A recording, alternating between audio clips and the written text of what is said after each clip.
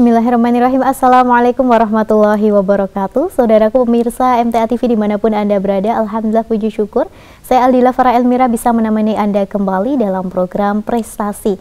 Kali ini Prestasi bersama SMP MTA Gemolong. Assalamualaikum warahmatullahi wabarakatuh semuanya. Waalaikumsalam warahmatullahi wabarakatuh. Kabar baik dan sehat? Alhamdulillah. Alhamdulillah ya. Nah ini sebelum kita akan berbincang-bincang terkait prestasi yang ada di SMP MTA Gemolong, ini bisa diperkenalkan terlebih dahulu kepada pemirsa ya. Dari samping kiri saya ini ada di siapa? Adinda Putri Ramadhani. Di Adinda Putri Ramadhani, panggilannya? Adinda. Di Adinda. Di Adinda kelas berapa? 9. Kelas 9 nih ya. Sudah mau lulus nih. Baik, sampingnya? Yaisi Azara Saputra. Yaisi, panggilannya Dek? Yaisi. Dek Yaisi. Dek Yaisi kelas berapa? Kelas 8. Kelas 8. Dan adik selanjutnya? Sofia Nabila Pasha. Panggilannya siapa? Sofia. Sofia. Jadi dari sini Dek Adinda, Yaisi sama Dek Sofia. Dek Sofia kelas 9. Kelas 9. Nah, yang paling ujung ini dari Kepala Asrama SMP MTA Gemolong, Ustadz Arif Hartono MPDI. Harus ya Ustadz ya. Ustadz Arif. Nah, kita akan berbincang nih Ustadz terkait prestasi-prestasi yang ada di SMP MTA Gemolong. Nah, namun sebelum itu perbedaannya apa sih Ustadz ini antara SMP MTA Gemolong dengan asrama? Apakah memang itu satu kesatuan? SMP MTA itu boleh dikatakan sekolah yang berbasis boarding school. Dengan kata lain kemarin itu ada perubahan nama SMP MTA IBS, Islamic Boarding School. Ya. Dan itu terintegral, yakni kurikulum pendidikan 24 jam, di mana anak-anak yang berasrama itu kurikulumnya mulai dari pulang sekolah setengah 3 sampai jam 7 pagi itu adalah untuk kegiatan di asrama. Selama jam 7 sampai setengah 3 itu adalah kurikulum sekolah. Ya, baik. Untuk adik-adik di sini juga nih asrama? Ya, ini semuanya anak-anak asrama. Ya, alhamdulillah. Selama nanti penempaan pendidikan di SMP MTA, insya Allah sama seperti di Ponpes, karena kebetulan asrama itu sudah ada pengakuan dari Kemenak, termasuk terdaftar sebagai pondok pesantren SMP MTA gitu, tidak sudah maksudnya taraf pondok pesantren gitu ya. Cuman itu karena masih integral dengan Dignas gitu. Baik, jadi ini tidak semua siswa yang sekolah di situ ini berasrama atau wajib gitu Ustaz? Tidak semuanya anak yang sekolah di SMP MTA itu semuanya berasrama. Yang kurang lebih yang radius 7 kilo itu anak-anak diperkenankan untuk laju. Adapun di luar radius 7 kilo wajib berasrama. Wajib gitu ya? Wajib berasrama. Tanpa terkecuali gitu ya Ustaz ya? Tanpa terkecuali putra atau putri. Baik, jadi adik-adik ini semua berasrama gitu ya. Kalau di Adinda tadi ya, rumahnya di mana? Waru Sukoharjo. Waru Sukoharjo, meskipun secara ini dekat gitu ya Ustaz, tapi karena lebih dari 7 kilo tadi ya? Iya. Ya, jadi wajib berasrama. Suka berasrama? Alhamdulillah. Alhamdulillah suka ya, dan betah ya, sampai sekarang ini sudah mau lulus. Rencana mau lanjut kemana? Insya Allah SMA MTA. SMA MTA. Kalau Dek Yaisi dari mana? Dari Widodaran Ngawi. Ngawi. Kalau Dek ini Sofia? Nguter Sukoharjo. Nguter Sukoharjo, sama-sama Sukoharjo. Sebelumnya sudah saling kenal belum ini? Sudah. Sudah ya, meskipun berbeda kelas tadi ya? Baik. Nah Ustadz ini terkait prestasi tadi ya. Bisa diceritakan kepada pemirsa ini prestasi-prestasi dari SMP MTA Gemolong maupun yang ada di asrama gitu ya. Kalau dibilang dari awal pasti sangat banyak ini ya Ustadz ya. Mungkin yang terakhir saja tahun ini gitu atau bulan-bulan ini gitu. Untuk prestasi kan dikategorikan dari dua aspek, aspek akademis dan aspek non akademis. Yang akademik seperti LCC atau lomba MIPA, matematika, dan alhamdulillah beberapa event ini mendapatkan piagam ya, juara, terutama yang LCC ini kan ke arah akademik. Ya alhamdulillah kemarin di tahun kemarin pas pandemi itu kita menjadi utusan sragen untuk ikut kompetisi MAPSI tingkat provinsi langsung. Alhamdulillah kemarin tuh kita masuk ke lolos ke 10 besar.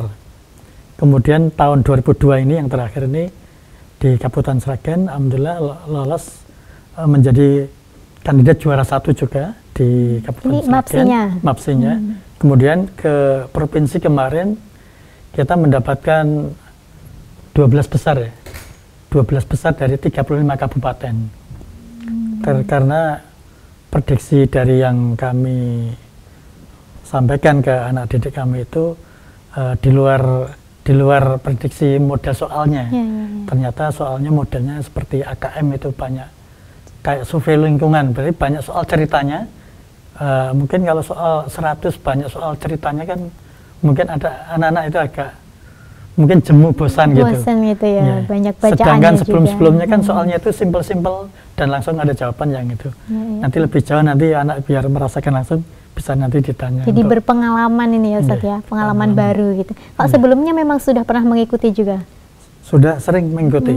Sering mengikuti, tapi hanya kemarin saja yang berbeda ini? Yang berbeda yang tahun ini saja. Dan sebelum-sebelumnya, sebelum pandemi juga kita sering di kabupaten itu termasuk sekolah yang 3 besar terus. Yang baru 2 tahun berturut-turut ini mewakili kabupaten. Alhamdulillah juara 1. Gitu. Nah, kalau MAPSI ini dari berbagai mata pelajaran apa saja Ustadz? Ataukah dari kesatuan tadi langsung dijadikan satu di dalam lomba LCC-nya? Lomba MAPSI itu ada bagaimana? 7 item. Ada pertama LCC, kemudian lomba tahfidz, lomba tartil, kemudian lomba kaligrafi, ada pidato, kemudian yang 2 mungkin ada yang ingat Pak, tilawah. Tilawah. Baik, itu semuanya ada yang serbana, ada 7 item itu. 7 item itu semua mengikuti gitu ya dari adik-adik SMP MTA? Adik-adik SMA hanya mengikuti 6 item aja, selain rebana. Selain rebana dan tilawah. Itu berarti 5 item kita ikuti semuanya. Alhamdulillah kemarin yang dapat juara 1 tartil, ini Mbak Adinda ini. Ya. Kemudian yang juara 1 LCC, ini dengan 2 temannya. Ini karena mungkin waktu dan mungkin perwakilannya Dek Sofia Mbak gitu Sofia ya. Ini alhamdulillah mereka itu dari tahun ke tahun tuh saya untuk mempersiapkan yang LCC terutama itu ketika anak-anak akhir tahun, anak-anak itu mau lulus itu mau naik kenaikan kelas yang kelas 8 atau kelas 7 itu biasanya saya titipi bank soal dari soal MTS tentang fikih, tarikh, kemudian Quran hadis, dan pokoknya yang biasanya diujikan di PAI itu saya dibagi dari tema-tema itu, buku itu, bank soal itu saya kasihkan ke 3 anak itu untuk dibagi. Dipelajari sendiri gitu dipelajari ya? sendiri ketika liburan di rumah. Nah nanti ketika tahun ajaran baru mereka kan sudah membaca di rumah, sudah sambil mungkin liburan gitu. Itu sampai di asrama, mereka balik ke asrama ketika tahun ajaran baru ada pembimbingan, kemudian biasanya kita langsung kita kasih soal yang sifatnya aplikasi gitu. Nah, berarti ini lumayan bisa dibilang cukup lama gitu ya persiapannya gitu ya? Alhamdulillah persiapannya ya secara otodidak, anak-anak mungkin kan kalau ilmu agama kan sifatnya hafalan dan pasti itu. Berarti anak-anak ya karena sering mengerjakan soal dan soal itu sudah ada jawabannya di materi itu, tinggal menghafal, kemudian tinggal nanti ketika sampai di sekolah itu, ketika nanti di lab itu kan ada soal online tentang MAPSI, tentang PAI, nah itu biasanya anak-anak nanti mengerjakannya seperti itu, kemudian skor penilaian kan langsung di secara online itu, atau di aplikasi itu secara langsung. Memang pertama kali dari anak-anak mengerjakan itu memang bertahap. Ada yang kemarin skor pertama berapa Mbak? 80 sampai alhamdulillah itu skor terbanyak itu 96. Ya 96. Dari mereka itu belajar dari ilmu-ilmu yang itu, terus mempelajari kesalahannya di mana ya, sehingga mereka punya trik-trik sendiri untuk kelemahan dari ini kira-kira bidangnya apa ya, dari soal yang belum terjawab. Baik, Ustaz. Pelatihan-pelatihan tersebut ini biasanya dilakukan secara rutin berkala gitu di SMP MTA Gemolong, atau memang ketika sudah ada pengumuman bahwa oh akan ada diadakan lomba ini gitu, jadi kita bikin pelatihannya gitu? Memang itu jadwal rutinitas. Jadwal itu rutinitas. Tiap Agustus itu biasanya MAPSI Kabupaten. Kalau tiap bulan Muharram itu SIFF di SMA MTA. Kemudian juga ada di Surkati, Pondok Surkati itu juga eventnya biasanya tiap bulan Rabiul Awal atau kelahiran Nabi itu. Jadi ada beberapa lembaga yang mengadakan itu maupun suatu organisasi seperti MGMP, MAPSI atau yang lain itu memang ada event-event tertentu. Berarti kita sudah punya jadwal tertentu. Seperti kurikulum gitu ya, sudah masuk di situ karena rutin diselenggarakan setiap tahunnya gitu ya Ustaz ya. Kecuali libur ketika tidak ada lomba sama sekali ketika online pas pandemi COVID. Selama pandemi ini 2020 jadi tidak, gitu. memang tidak ada ini perlombaan-perlombaan. Memang tidak ada perlombaan sama sekali di SMMTA juga. SIF tertunda. Jadi baru tahun 2022 ini bisa 2021. 2021 itu secara online. Secara online. Secara online. Baru yang tatap muka ini di tahun ini. 2 tahun ini 2022. Bagaimana perbedaannya antara yang kemarin online dan juga sekarang bisa tatap muka ini, Ustaz? Perkembangan prestasinya. Dari perkembangannya ini kalau offline tuh kita lebih mantap, lebih yakin dan alhamdulillah semakin bagus gitu. Kemarin ketika secara online itu memang ada keraguan-keraguan, memang mungkin memang dari panitia memang itu ketika lomba itu kan harus pasang beberapa kamera gitu, biar kecurangan gitu pemantau ya. Tapi memang fair play-nya kalau online tuh saya rasa masih kurang, tapi ketika offline ini fair play-nya lebih jelas gitu. Dan juga ada sehingga usulan ini ya, istilahnya ke tantangan tersendiri gitu ya untuk adik-adik. Nah, kita beralih ke adik-adik ini yang mengalaminya langsung gitu ya Ustadz. Dari Dek Sofia dulu terkait lomba LCC yang sudah dijelaskan tadi ini, bagaimana Dek pengalaman selama mengikuti perlombaan ini? Mungkin dari teman-temannya berkompetisi bagaimana, atau dari segi materinya? Kalau teman-temannya alhamdulillah dari tim kerjasamanya bagus. Terus kalau materi ya ada sejarahnya tuh mulai dari Nabi Muhammad terus sampai berkembangnya Islam ke Indonesia ini. Terus fikih juga dasar-dasar mulai dari toharoh sampai yang ke kesehariannya. Terus akidah, akhlak, sama banyak ya tentunya. Ini semua lingkupnya di pendidikan agama Islam gitu ya Ustaz ya. Baik. Tapi ini kemarin ketika mengalami penyisian di kabupaten ini kan dari 60 sekolah gitu ya, 60 sekolah itu alhamdulillah lolos 3 besar itu kita paling akhir. Kemudian ketika Bapak secara bergu itu alhamdulillah ini menyabet yang luar biasa, itu yang membuat mereka itu cukup menangis cukup punya perasaan tersendiri, kegembiraan tersendiri. Saya lihat dari anak-anak kemarin itu yang LCC itu benar-benar luar biasa. Luar biasa. Nah, dari Dek Sofia sendiri menyangka nggak ketika akan bisa masuk gitu ya 3 besar tadi ya?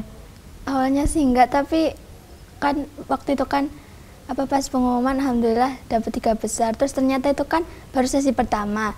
Nah itu juga ada sesi keduanya.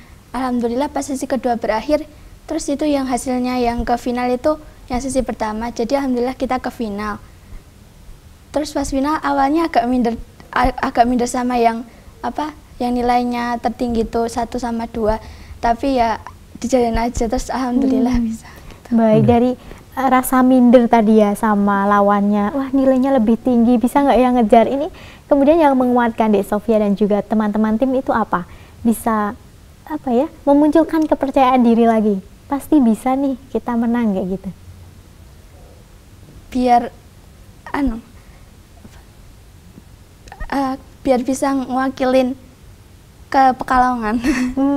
Mereka punya obsesi sebelumnya kita harus mimpi ke provinsi, ke Pekalongan. Itu penyelenggaraannya di sana gitu? Penyelenggaraannya memang di Sragen awal penyisian. Dan untuk nanti ke provinsi itu lombanya di Pekalongan, yang baru kemarin, tanggal 18. Jadi memang pengen gitu ya ke Pekalongan. Ini pengennya karena memang dari perlombaan itu atau memang sebelumnya jangan-jangan pengen ini nih wisata ke Pekalongan gitu? Enggak, pengen lomba di sana aja biar pengen bisa ketemu di sana. Banyak teman-teman lain gitu. Selama perlombaan apa yang menjadi kendala Dek Sofia nih? Kadang-kadang itu komputer sih Mbak. Mengerjakannya dengan ini komputer, tidak secara tertulis gitu ya? Iya, memang ini CBT, memang sentralnya itu kan IT. Jadi memang kalau nggak terbiasa itu, memang ya alhamdulillah salah satu di antara temannya itu ada yang pintar CBT-nya udah gitu. Terbiasa. Memang zaman sekarang ini sudah berbeda dengan zaman dulu. Gitu. Dan kemarin ya faktor di Pekalongan itu kemungkinan juga faktor tempat sama komputernya ya, itu memang sempat trouble selama 2 jam sampai tertunda itu. Kemudian bisa jadi ya ketika itu mengalami trouble sebentar atau gimana, tapi ada juga yang lain itu yang kan ada beberapa 2 ruang itu, ruang labnya itu, yang satu bagus banget, yang satu masih kurang lancar. Kondisi mungkin komputernya itu agak pas-pasan gitu, kurang update gitu mungkin dari yang kita bayangkan jauh. Kalau di Sragen kemarin kan kita bawa laptop sendiri, netbook sendiri, sudah terbiasa dengan itu, familiar. Kalau di provinsi memang harus menggunakan fasilitas tersebut. Itu fasilitasnya di SMA, di SMA Negeri Pekalongan. Gitu. Oh ya. Jadi agak berbeda nih ya suasananya juga. Suasana di ruangnya, lagian juga nggak terbiasa dengan anak putra. Kan itu kan putra putri campur itu, di grup-grup itu. Sehingga mungkin faktor yang mungkin mental juga mungkin karena mungkin habis perjalanan jauh mungkin juga. Tidak apa-apa ya, ini suatu pengalaman baru gitu ya Dek ya. Pak sebelumnya Dek Sofia juga sering mengikuti lomba LCC. Kalau yang pertama kali itu yang di Smamta, tapi nggak lolos ke final. Tapi secara ini sistemnya apakah juga sama seperti yang terakhir kali? Sama, pakai komputer juga. Jadi memang sudah terbiasa gitu ya. Insya Allah di tahun-tahun selanjutnya bisa mengikuti lagi gitu. Nah kita beralih ke Adinda. Adinda kemarin lombanya tartil. Tartil memang sebelumnya sudah ini menekuni di bidang perlombaan tartil atau memang suka gitu? Ya sudah menekuni di tartil atau tahfidz gitu. Sejak kelas 1 atau SMP nih, kelas 7 ya berarti ya? Ya dari SD nih. Oh dari SD? Ini dari SD IT Sukoharjo. Dan saya pernah menggali, dia kan mulai terlihat di SMP itu ketika lomba murotal secara online. Kita ketika pembelajaran pandemi itu kan online ya. Kali pertama perlombaan. Nah, kan ngirim orang tua mengirimkan video anaknya di rumahnya masing-masing. Nah, sudah ada lomba itu kan ngirim video kan didengarkan jurinya oleh pembina asrama. Ini ada talenta yang luar biasa kata Dinda ini, dan pernah saya tanya itu dia tuh dari kecil suka mendengarin Murtal Muhammad Toha. Nada Kurdi Bayati itu. Ya, bisa menirukan agak persis, nanti bisa tampil. Jadi memang dari SD sudah suka ikut lomba tartil gitu. Kalau di SD nih dulu yang ini siapa yang melatih? Sebenarnya dari SD cuma menambah hafalan, tapi kalau dari segi irama nada itu otodidak sendiri. Dari yang awalnya kelas 3 SD itu cuma coba-coba dengerin dari YouTube. Dengerin YouTube gitu ya. Jadi memang sukanya waktu itu YouTube yang di Muhammad Toha gitu ya. Iya, kita akan lanjutkan nanti ya. Suara itu kan anugerah. Ya kebetulan Mbak Dinda ini karena sering mendengarkan. Kalau sering Jadi mendengarkan kan seperti mendengarkan lagu. Iya. Lama-lama iramanya tuh mengikuti. Langsung nyantol Bisa tersendiri persis gitu ya, gitu. secara otomatis Iya, gitu ya, luar biasa nih bakatnya adik-adik. Masya Allah gitu ya, luar biasa nih. Kita akan lanjutkan ketika di sesi kedua nanti ya, apa saja prestasi yang pernah diraih selain yang disebutkan tadi. Baik pemirsa MTA TV dimanapun Anda berada, kita akan lanjutkan kembali di sesi kedua. Bagi Anda yang ingin bertanya, bisa langsung bergabung bersama kami di line telepon 02716793000 atau bisa melalui WhatsApp maupun SMS 08112553000 setelah informasi-informasi berikut ini.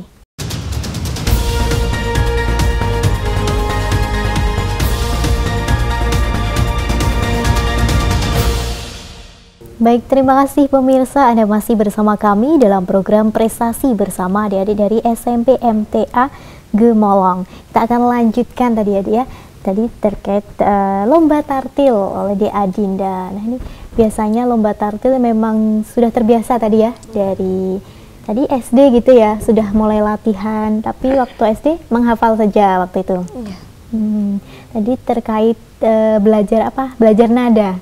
Iya. Kenapa tertarik dengan nada tadi yang dari Muhammad Toha tadi ya? Pertama mendengar tuh bagus dan Langsung tertarik gitu ya, dan langsung mencoba. Mencoba ini biasanya diperdengarkan ke siapa? Ke Bapak Ibu atau direkam sendiri? Cuma mendengarkan dari YouTube itu didengarkan sendiri. Terus waktu belajar, waktu membaca direkam gitu nggak? Iya, nanti harus di setel ulang kembali. Coba Dea Dinda boleh dong membacakan surat apa? Surah Al-Waqiah. Surah Al-Waqiah. Berapa ayat? Mungkin tidak usah semuanya, dari ayat 1 atau berapa? 40, insya Allah pendek-pendek. Ya, silahkan. A'udzu billahi minasy syaithanir rajim.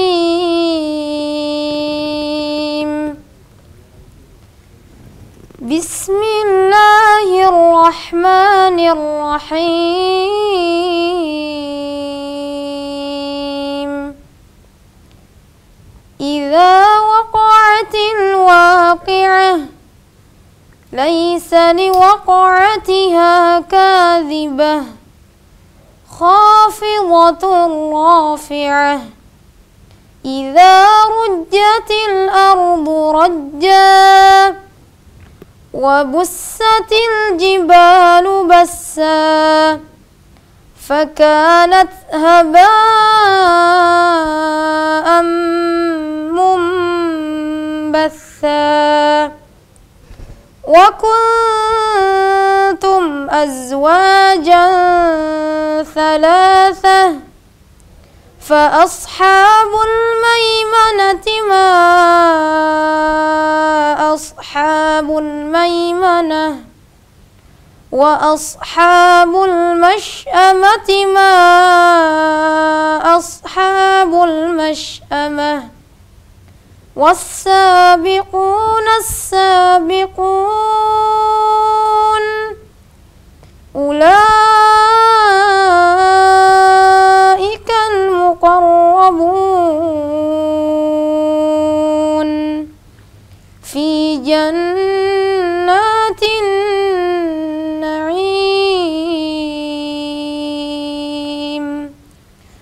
ثلة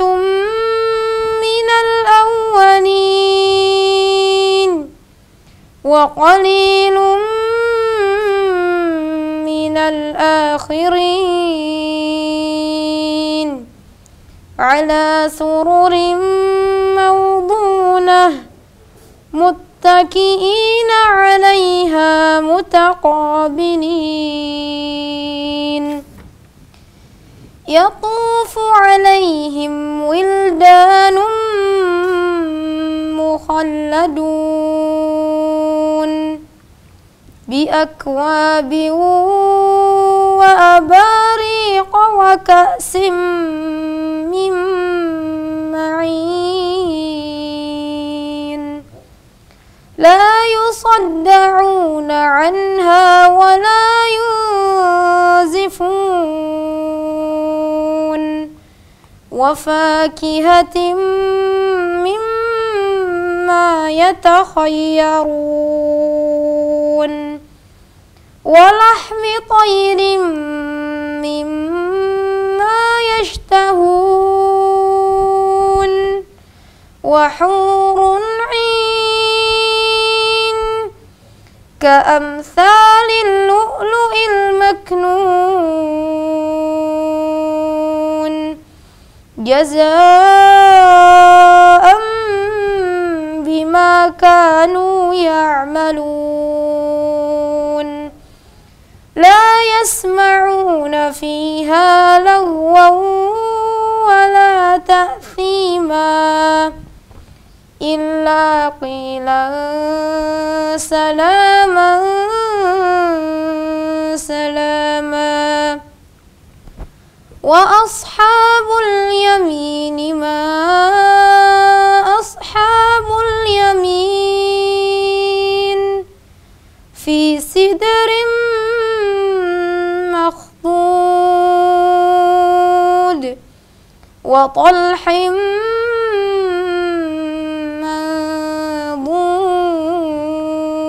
منضود وظل ممدود وماء مسكوب وفاكهة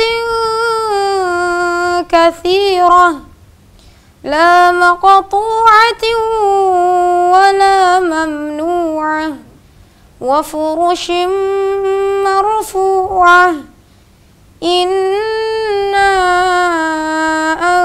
أنشأناهن إنشاء فجعلناهن أبكارا عربا أترابا لأصحاب اليمين ثلة من الأولين وثلة من الآخرين.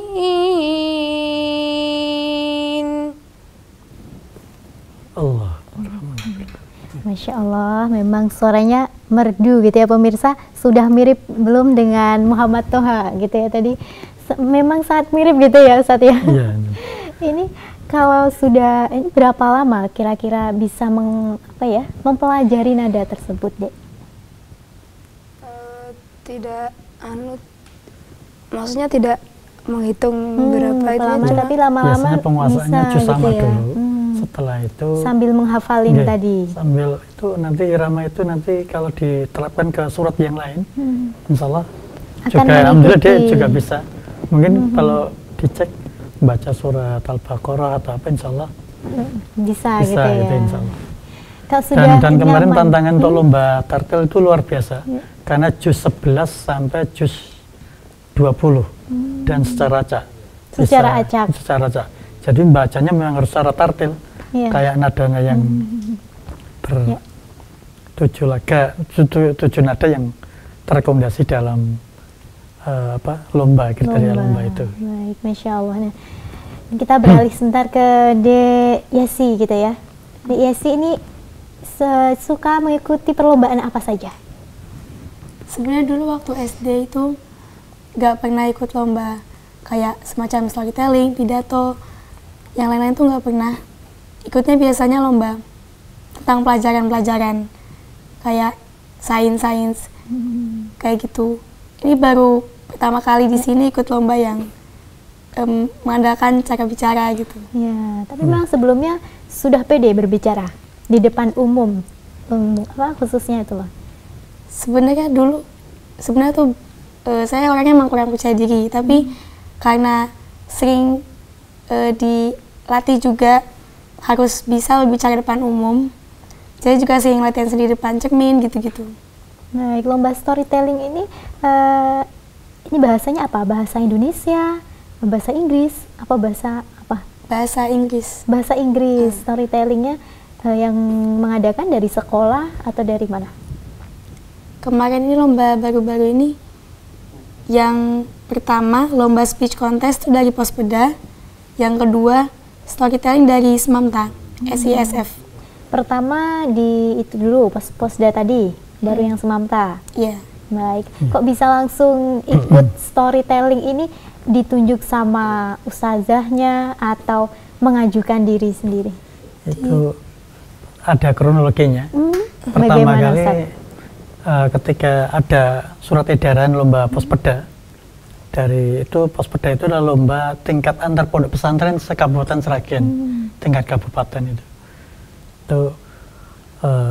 Ketika itu saya sebagai guru agama juga mendapat mandat juga dari sekolah maupun kepala asrama itu, karena saya juga ikut kecimpung di FKPP Pontren itu Sragen. Saya pertama kali menanyakan ke teman-teman dulu yang pernah saya ajar kelas 7-nya, dia dulu guru agamanya saya. Itu saya tanya, punya temen yang bisa bahasa Inggris? Storytelling atau bahasa ya, Inggris? kebetulan nyebut gitu namanya Isioles. Terus saya tanya ke guru bahasa Inggrisnya, Pak Ustadz Denny Permana, alhamdulillah beliau mengapresiasi dia punya bakat kayaknya itu. Kemudian jatuhlah saya bilang ke Mbak Yaisi ini, dan untuk materi yang awal itu karena guru disibukkan itu, saya kerjasama dengan wali santri yang kebetulan dosen bahasa Inggris, namanya Pak Sutanto. Alhamdulillah beliau itu salah satu wali murid yang sangat membantu perkembangan sekolah.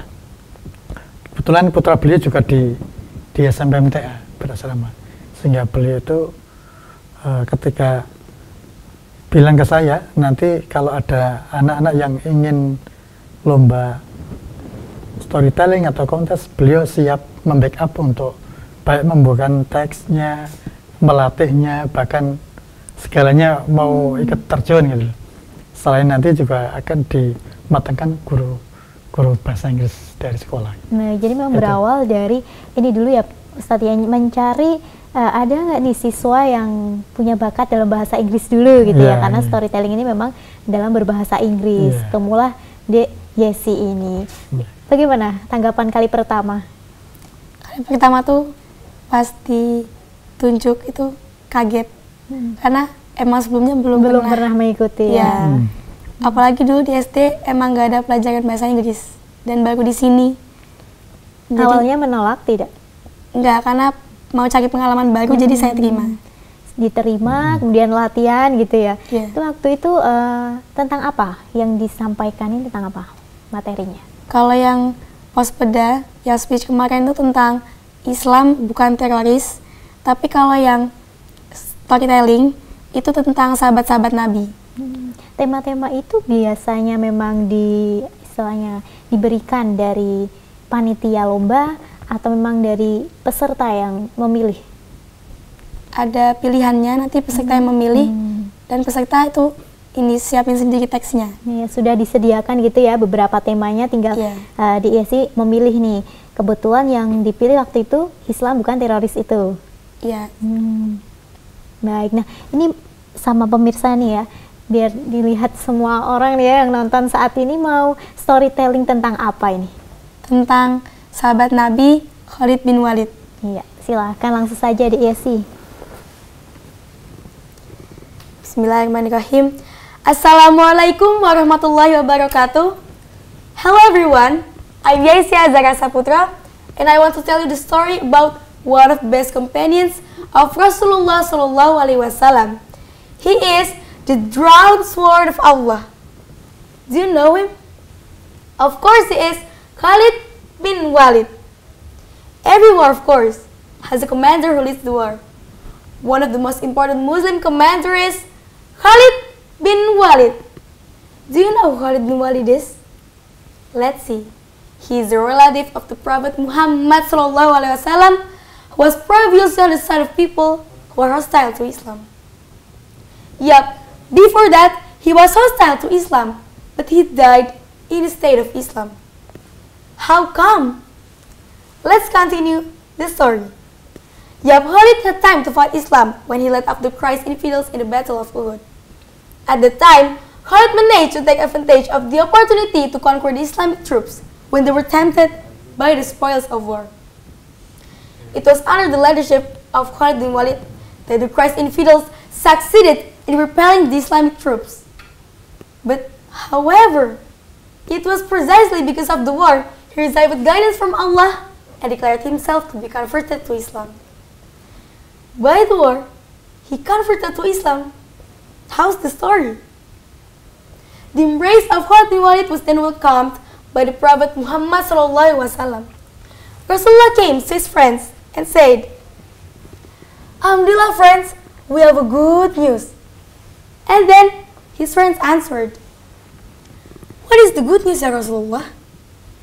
And then Rasulullah said again, "Khalid bin Walid converted to Islam and joined our army."